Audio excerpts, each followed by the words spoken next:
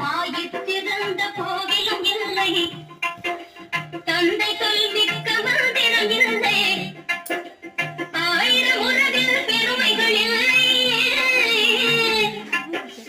அன்னை தந்தையே அன்பின் எல்லை. தாயிற்றிருந்த கோவிலும் இல்லை, தந்தை சொல்மிக்க